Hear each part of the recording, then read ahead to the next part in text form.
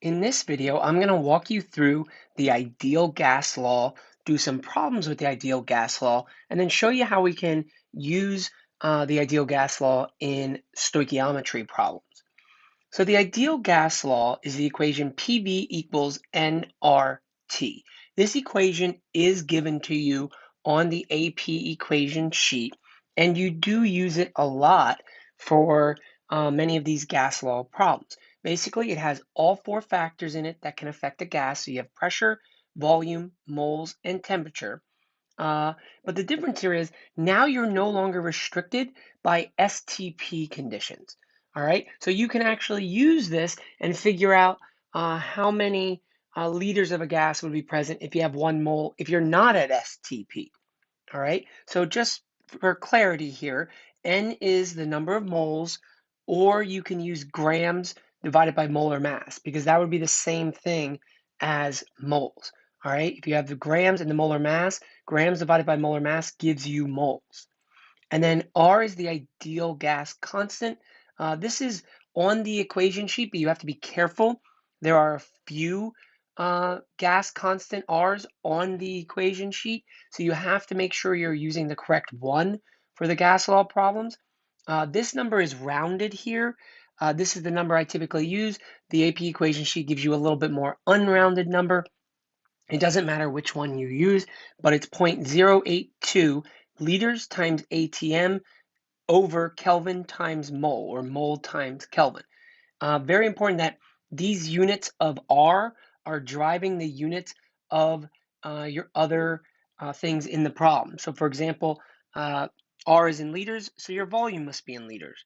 Uh, Pressure is ATM, so you must be in pressure for ATM here because it's in ATMs for R. You must be in Kelvin, obviously, because you must use Kelvin for these gas law problems. So in the combined gas law, you could really have any unit you wanted for pressure or volume as long as they matched. But for the ideal gas law, you must use liters, you must use ATM. So what exactly is an ideal gas? Basically, it's this assumption here, all right? An ideal gas would follow the gas laws at all conditions of temperature and pressure. And it makes some assumptions here. It's assuming that the particles have no volume, which we know is not true. Gases have volume, they have density, and it assumes that they have no attractive forces, which we know is not true. Otherwise, you wouldn't be able to make gases become liquids. They do attract, they do have attractive forces. So they don't really exist. It's just that it's pretty close here, and the math is easier by making these assumptions. So we kind of make this assumption, and you'll even see if you did the correction, it's so darn close. But a real gas, okay, a real gas has volume. We know that gases have volume, and they do attract to each other. And technically, and this is a big AP idea, you only get ideal gases if you have very low pressures or very high temperatures. If you think about it, if the pressure is very low, that's when you're not going to have a lot of pressure on the gas particles. So they're kind of further apart. They're not interacting with each other as much. So they're not going to really feel those attractive forces. So just be careful with this. You only get ideal gases technically at low pressures and high temperatures. That is something that you need to know here. But we're going to use this PV equals nRT in problems. So as I said, there are limitations here to this ideal gas law. Ideal gases technically do not exist, but the big one you must know is the first one. This works very well at low pressures and high temperatures because that's when these gases would typically act ideally. So that's a big one. You must know that. Low pressures, high temperatures.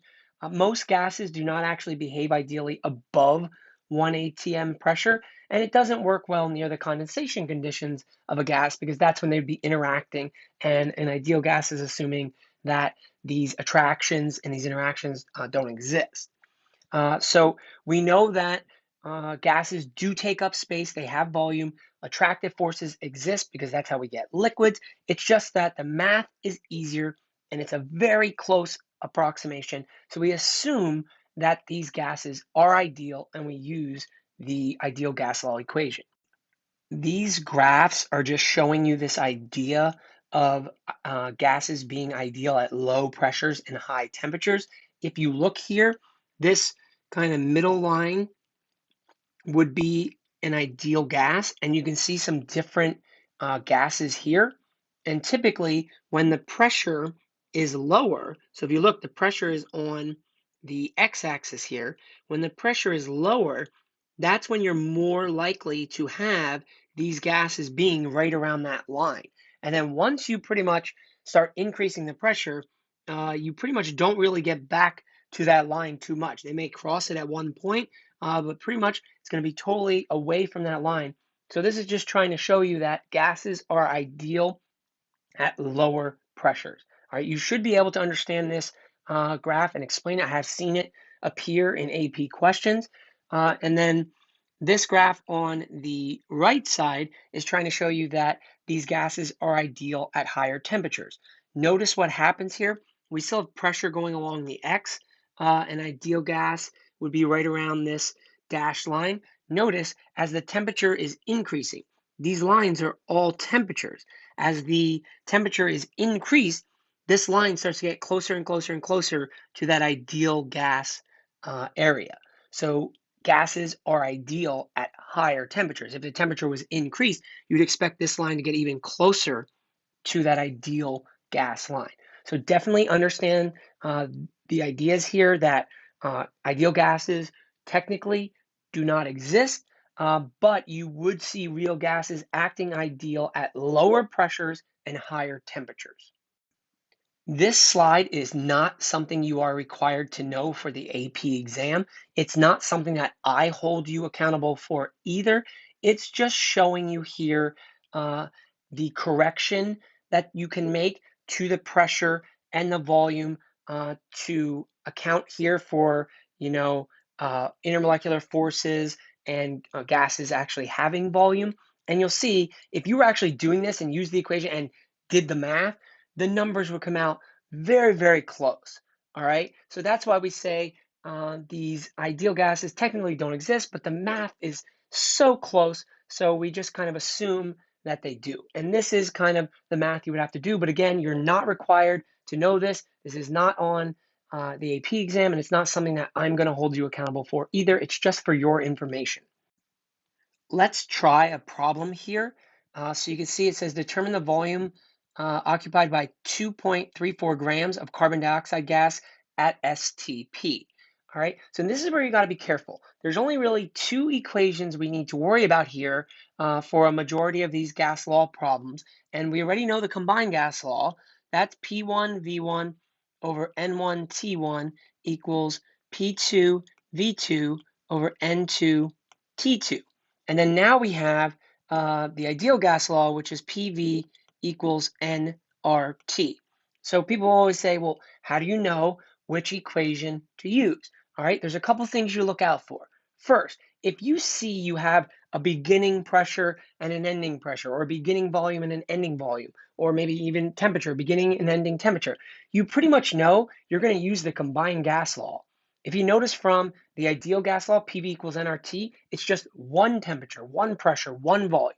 All right, so that's something definitely to pay attention to. If you don't have, a beginning and ending value for these things, it's going to be PV equals nRT. Sometimes if you have moles involved, only one mole or grams or molar mass, something like that, probably going to be a PV equals nRT problem. So you definitely have to pay attention, which equation do I need to use? But if you notice, this problem just wants the volume occupied by a certain number of grams. You don't see beginning and ending volume or anything like that. So it's going to be PV equals nRT here. All right. And the grams kind of give it away. You think, oh, maybe that can be converted to moles. You're going to need to use PV equals nRT. So just like the combined gas law, you do need to watch your units here. If you weren't in ATMs, liters, Kelvin, those conversions need to be done first. All right, so I know here from this problem I have 2.34 grams. Remember N is moles. So I have to convert this. So I have 2.34 grams, and this is CO2. grams have to go on the bottom, so you would need to find the molar mass of CO2. Remember, don't round your molar masses here.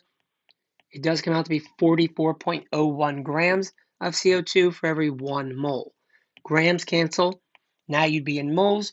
With correct sig figs, it'd be 0.0532 moles. All right. And then before you panic and think, oh, I see that I have moles and that's it, I'm looking for the volume, you do have the temperature and the pressure here because the problem says you're at STP. All right. Remember, STP means standard temperature and pressure, which is going to be 0 degrees Celsius and 1 atm. All right. So obviously the Celsius needs to go to Kelvin. Well, 0 degrees Celsius plus 273 is 273 Kelvin. So that's pretty good. All right. So now we're ready to plug in. Our pressure, because we're at STP, is 1.00 atms. We're solving for the volume. We're going to set that equal to N, which we just found, 0.0532 moles. R is the ideal gas law constant here, so it's 0.082 liters times ATM over mole times Kelvin. And the temperature is, because we're at STP, 0 degrees Celsius, which is 273 Kelvin. All right, so this just requires you now to do your math, solve for V, and when you plug and chug and watch your sig figs, again, I would make sure you can do the math here, make sure you get the correct sig figs. Your volume should come out to be 1.19 liters. Remember, your volume is spitting out liters here because of the units of R. And you must be in ATMs, you must be in moles, and you must be in Kelvin in order for all the units to cancel to give you the correct units here for the volume. So that's a pretty simple example of an ideal gas law problem using PV equals nRT. Let's look at another example here. This problem says if I have 2.4 moles of a gas held at a temperature of 97 degrees Celsius in a container with a volume of 45,000 milliliters, what is the pressure of the gas? So again, you have to look at this and say, okay, do I need to use the combined gas law or do I need to use the ideal gas law? All right, and this is going to be an ideal gas law problem. You don't have beginning and ending volumes or beginning and ending temperatures. It's just one of each. All right, they gave you the moles of a gas, not beginning and ending moles. So it's going to be PV equals nRT.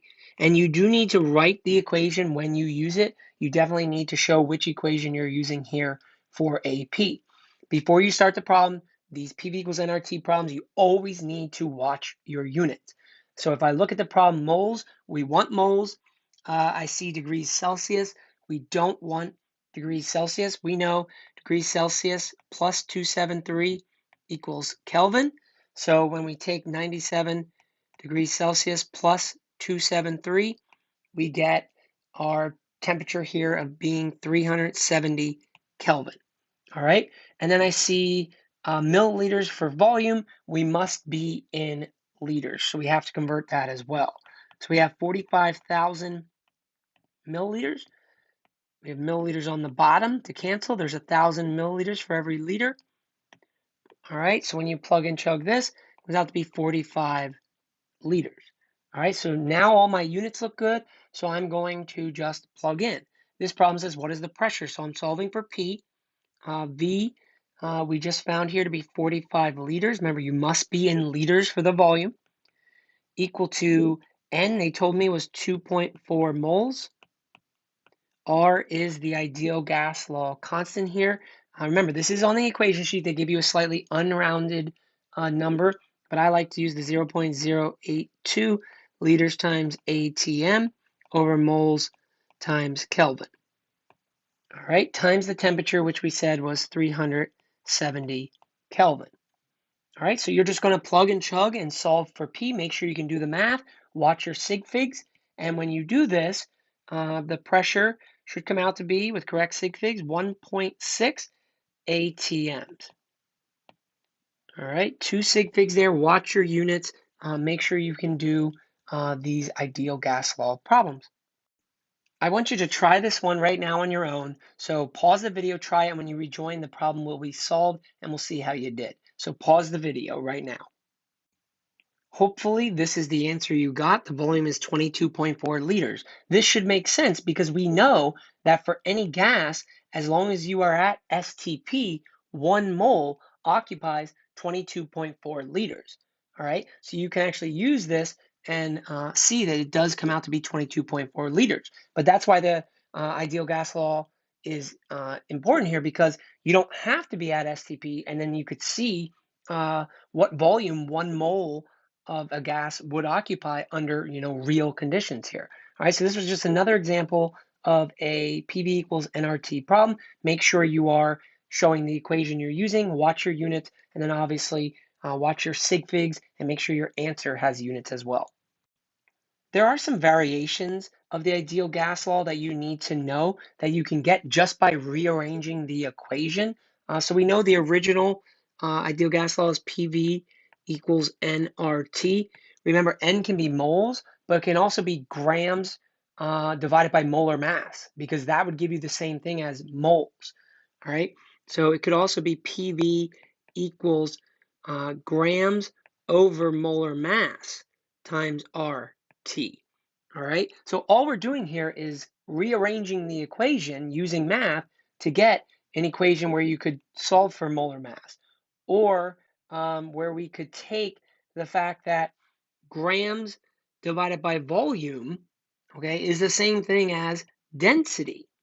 So grams divided by volume is density. So we can get rid of grams and volume over here in this equation and just make it density. So you can see all we did was get rid of the grams volume, and now we have density in the equation.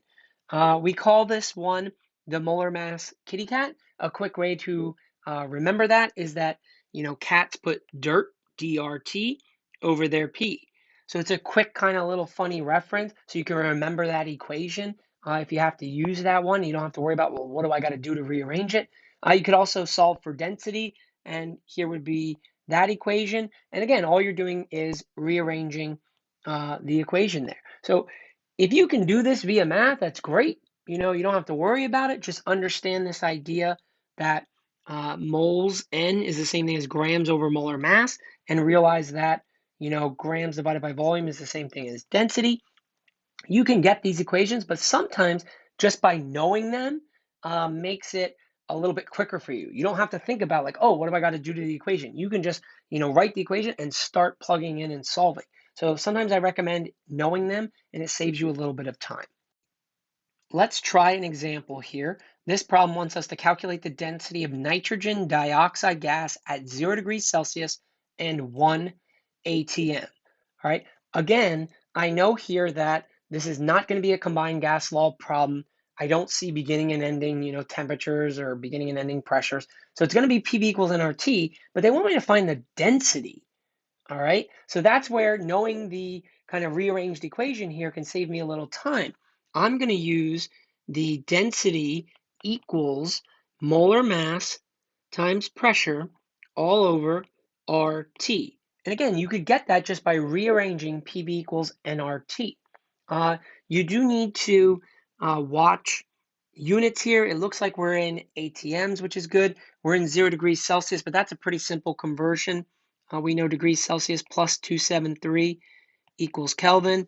So 0 degrees Celsius plus 273 gives us our 273 Kelvin. All right, so that was pretty easy there. We don't have to worry about that. You would need the molar mass here of nitrogen dioxide. So remember, don't round that, but you could calculate that. So it seems like we're ready to plug in. So when you do your molar mass, we have 46.01 grams per mole times the pressure, which it says is 1.00 atm. Again, you're going to be using R here, and R is telling you what your units need to be. You must have ATMs for pressure. If you don't have it, you have to convert. All over R, which is 0.082 liters times ATM over mole times Kelvin, times the temperature, which we said was 273 Kelvin. So you just need to do your math here. Realize the only units you have left when all the units cancel out is going to be density units, grams per liter here. Be careful. Your volume units for this problem are liters. So when you solve for density, your units are going to be grams per liter, which is still density because you have a mass over a volume unit. So when you plug and chug this with correct sig figs, you should get 2.06 grams per liter. All right, that would be the answer here. So you can see how we can take PV equals nRT, rearrange it to solve for something like density.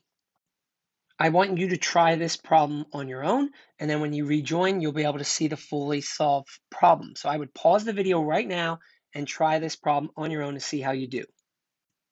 So this is the correct answer for this problem. They're asking for the molecular weight, same thing as molar mass, so your unit should be grams per mole. You do have to convert the temperature before you do the problem, and you need to get rid of torr, get that into ATMs, and then you can plug into the molar mass equals grams RT all over PV. So we just rearrange the PV equals nRT equation to get that version of it to solve for the molar mass. So again, knowing some of these equations ahead of time can save you a little bit of time.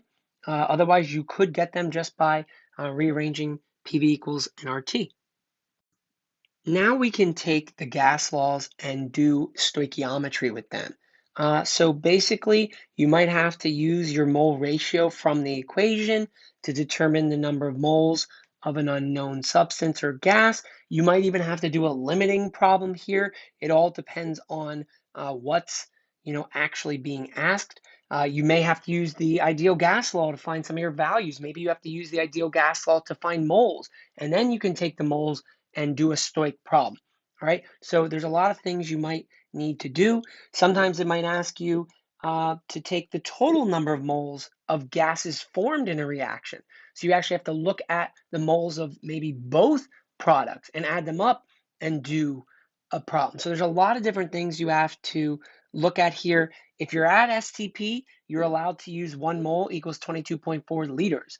But if you're not at STP, you're going to have to do some stoich here, probably using the ideal gas law. So definitely want to show you some problems so you know how to approach stoichiometry problems here using the gas laws. This first example I'm going to walk you through says what volume of gaseous products can be formed by the reaction of 8 grams of zinc with 8 grams of ammonium nitrate at 0.998 ATMs and 22 degrees Celsius. So you're given the equation. Notice here the problem is asking for the volume of gaseous products. It's not asking for one particular product. It wants to know the volume of the gas products. Well, if you notice, N2 is a gas in your product, and so is the water. So you need to consider both of them. Rather than doing separate problems where you figure out the amount of nitrogen and then the amount of water and adding them up, that's just extra work. You can actually figure this out by realizing there's 1 mole of N2 that forms and 2 moles of water that form. So you have 3 total moles of gaseous products here. All right, so you can use that number here in your problem. If you notice, they're giving you a gram amount of zinc, a gram amount of the ammonium nitrate. That's a limiting problem. You're going to need to do a limiting problem here because you have an amount of each reactant. All right, but what I would do is for what you're going to, I would go to the 3 moles of gaseous products because that will save you time, as we're going to see here. This slide is just showing you the limiting problem, starting with your grams of each of the reactants. Remember, your goal with every stoich problem is to get to moles. Once you get to moles, you can use your equation. So moles, in this case, of the zinc from the equation on the bottom, there's just 1. And then moles of the substance you're going to. We said it's asking about the moles of, it's asking about the volume of gaseous products. So we're going to 3 moles of gases here. It doesn't make sense to go to the N2 and the H2O separately and do, those problems individually. Just go to the total moles of gases. All right, so you have 3 total moles of gases forming here. So when you plug and chug this, that's how many moles you would get of the gaseous products if the zinc was the limiting. But you got to do the same thing for the ammonium nitrate. And when you do this, you can see here that you get less total moles of gas. So remember, for a limiting problem, it's the lower amount that actually forms. So that means if this is the least, this is the amount that forms, that makes this reactant your limiting reagent. So the ammonium nitrate here is limiting.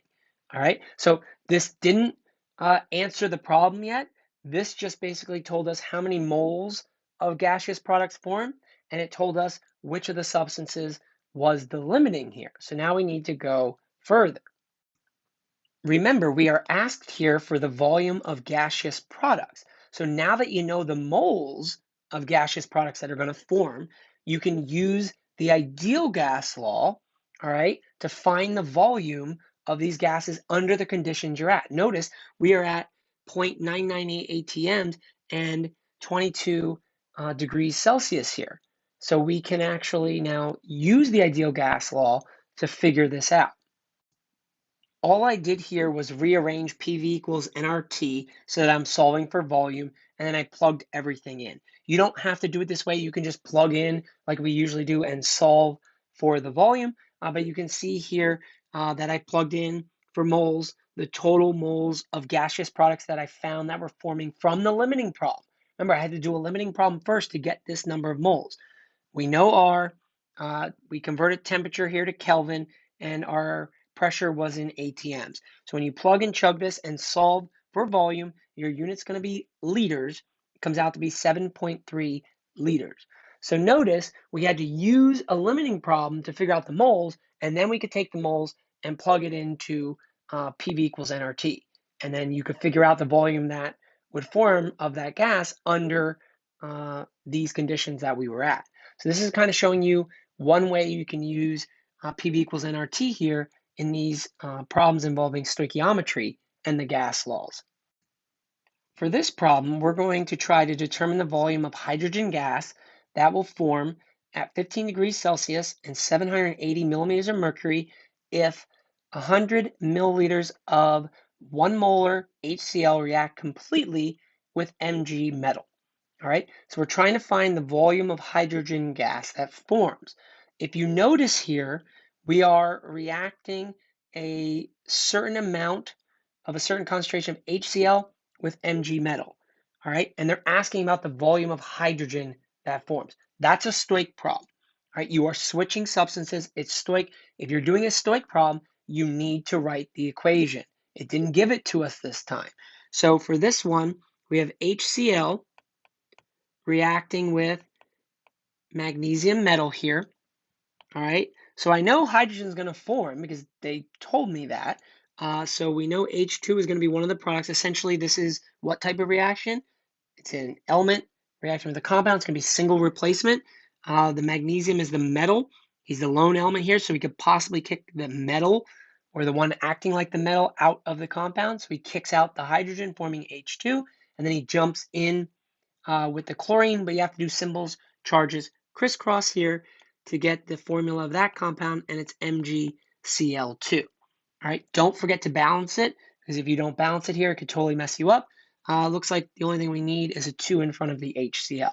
So we need the equation here if it's not given, because we are doing stoich, we are switching substances in this problem. All right, so then we're trying to figure out the volume. All right, so if you were looking at this, it looks like you have the pressure, you have a certain amount of a certain concentration of HCl reacting. If you notice here, I don't have moles. I don't know how many moles of hydrogen gas are going to form. So in order to do PV equals nRT and find the volume of hydrogen gas, I'm going to need the moles of hydrogen gas. But this is not a limiting problem. All right, they're just giving you a milliliter amount of HCl, and they're giving you nothing about the magnesium. So this is just a basic stoich problem, all right, not limiting. But I still have to figure out the moles of a hydrogen gas that will form. So I have milliliters, I have molarity for HCl. I'll start with the milliliters, use the molarity along the way. So I have 100 milliliters here. We know we have to use molarity, so we're going to have to get to liters. There's 1,000 milliliters for every liter. Milliliters cancel. Now you're in liters. And now you can use the molarity. We know that there's 1.00 moles of the HCl for every liter. All right. 1 molar means the same thing as 1.00 moles of HCl for every liter. Now that you're in moles of HCl, you can use your equation. we know there's 2 moles of HCl from the balanced equation.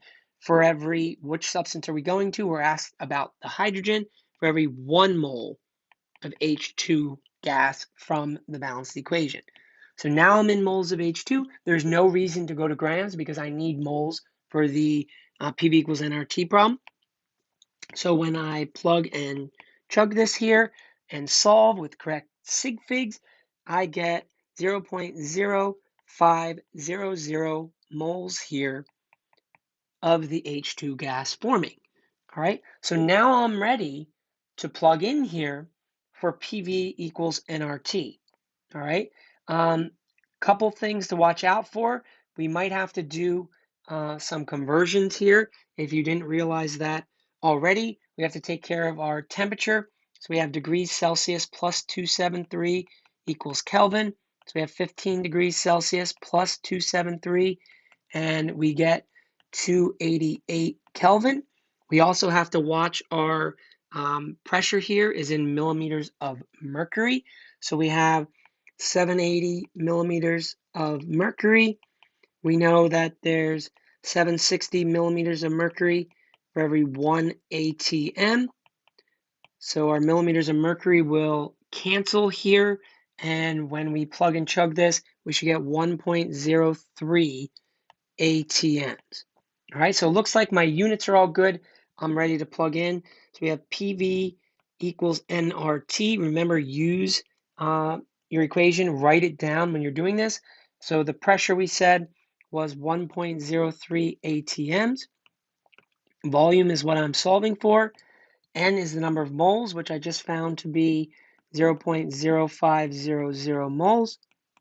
R is your ideal gas law constant, 0.082 liters times atm over mole times Kelvin times your temperature, which we said was 288 Kelvin. All right, so just solve for volume, watch your sig figs. When you plug and chug this, it should come out to be 1.15 liters here. All right, so this is just showing you another problem, how you had to use Stoich, but you didn't need limiting. But once you found the number of moles, you could plug it into PV equals nRT to figure out the volume of the gas that formed. Another example to try here, this one looks a little bit more fun. We have a sample of methane gas with a volume of 2.80 liters at a certain temperature and pressure being mixed with a sample of oxygen gas that has a volume of 35.0 liters at a temperature and pressure. All right, so it looks like we're mixing 2 gases here, each at their own kind of conditions of volume, temperature, and pressure. Tells us that the mixture was ignited to form carbon dioxide and water. So it sounds like there's some kind of reaction taking place here. We want to calculate the volume of CO2 formed at a different pressure and temperature. Okay, so there's a lot going on here. We want to find the volume of CO2 that's forming. Well, before we can even worry about how much CO2 is forming, I need to know how much CO2 would even form from this reaction. Okay, I need to figure out the moles of CO2 that would even form. But before I can even do that, I need to know what amounts of methane gas and oxygen are actually reacting here. I have the volume and the temperature and the pressure for each, but I don't actually know how many moles of each of these are reacting. So this is going to require you to use PV equals nRT here to figure out the number of moles of each of these gases that you actually have that are going to react here. So it's going to be 2 separate PV equals nRT problems to start. Okay, so we might as well do our temperature conversions here because they gave it to us in Celsius. I'm going to do them here at the top. So we know degrees Celsius plus 273 is equal to Kelvin. So we have 25 degrees Celsius plus 273 is going to give us 298 Kelvin for the methane. And then we have the 31 degrees Celsius 31 degrees Celsius plus 273, and that's going to give us 304 Kelvin for the oxygen. All right, So now I'm going to do my first PV equals nRT. I'm going to focus on the methane gas here. So the pressure of the methane gas was 1.65 atms. The volume they told me was 2.80 liters. I'm solving for N. I'm trying to figure out how many moles of methane gas I actually have here, times R, which is 0.082 liters times atm over mole times Kelvin, times the temperature here for this one, which is 298 Kelvin. Remember, watch your units here. When you solve this for N, you find out here that you have, with correct sig fig, 0.189 moles of your methane, which is CH4. All right, so that's how many moles of methane you're reacting. But now we need to do the same thing here for the oxygen, because I don't know how many moles of oxygen I am reacting. So again, you're going to use PV equals nRT. I already wrote it down, so I'm just going to plug in these values for the oxygen here. So we have 1.25 atms for its pressure. Tells me it's at 35.0 liters, equal to N, which is what we are solving for. R is 0.082 liters times atm over mole times Kelvin, times its temperature, which was 304 Kelvin here. So when I plug and chug and solve for N for this one with correct sig figs, I got 1.76 moles of O2. All right, so now I know the number of moles of methane and the number of moles of oxygen here that are going to react. All right, I still don't know how many moles, though, of CO2 are actually going to form here, because I have an amount of each reactant.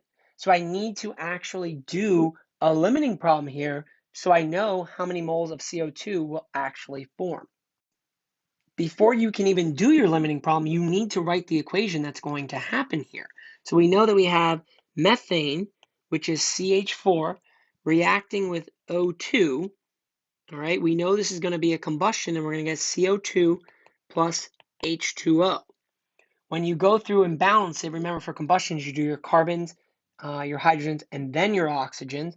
When you do balance it, you should get 2 for the O2 and 2 for the H2O here. So that's the equation we're using. But remember here, we have a mole amount of methane and a mole amount of oxygen. I need to do a limiting problem to figure out what's the actual amount of CO2 that's going to form here. So from the previous slide, I had 0.189 moles of the CH4. All right, the goal of every Stoic problem is to get to moles. You're there. Now you can use your equation. From the equation, there's 1 mole of CH4. Moles of the substance you're going to, we're going to CO2 for every 1 mole of CO2. So your moles of CH4 cancel. You then just get 0.189 moles of CO2 here if the CH4 is your limiting reagent. But now you got to do this for the oxygen. We said from the previous slide, we have 1.76 moles of O2.